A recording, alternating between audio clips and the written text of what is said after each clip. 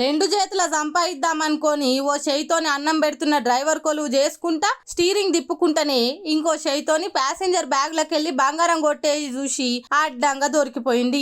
వరంగల్కి వెళ్లి నిజామాబాద్ పోదామని బస్ ఎక్కిన ఆమె కూర్చున్న సీట్ల కాడ జాగలేదని డ్రైవర్ సీట్ వెనక పొంటి బ్యాగ్ పెట్టింది. మరి ఎప్పుడు చూసిండో ఏందో తెలియదు గాని ఓ చేయితోని స్టీరింగ్ తిప్పుకుంటా ఇంకో చేయితోని బ్యాగులున్న బంగారాన్ని తీసి భద్రంగా దాచిండు. తీసేటప్పుడు గట్టిగానే గద్రాయిస్తే నేనెందుకు తీసినా నన్ను బద్నాం చేస్తురు అని బుకాయిస్తాడు. కాబట్టి ఈ డ్రైవర్ పనితనమంతా చూస్తున్న ఓ ప్యాసింజర్ మొత్తం వీడియో రికార్డ్ తీసి బస్సును ఆపి పోలీసు వాళ్ళని పిలిచి గట్టిగా అడిగిపిస్తే ఆడ పడితే తీసినా అని మత్పరి చూసింది. ఇట్లా బ్యాగులా అందులో పర్సులకెళ్ళి ఎట్లా బయట పడుతుంది? కథలు పడకు, ప్రూఫ్ ఉంది, మొత్తం రికార్డ్ అయింది, నిజం చెప్పు అని పోలీసు వాళ్ళు కూడా గట్టిగా అడిగితే ఆవు తీసినా అని ఒప్పుకుండి. ఇట్లా ఇంకా ప్యాసింజర్ వాళ్ళు గమనించుకుంటా తీసేశారు. వాళ్ళు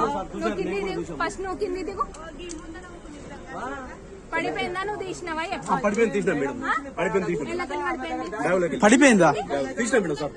పడిపోయిందా? తీసావా? అది బాగులకెళ్ళి తీసినానే కదా నీకు ఎక్కడ అదే ఇంకా ఇదేనా మీరు వీడియో చూపెట్టన్నా మొత్తం సార్ దిగో సరే మీదే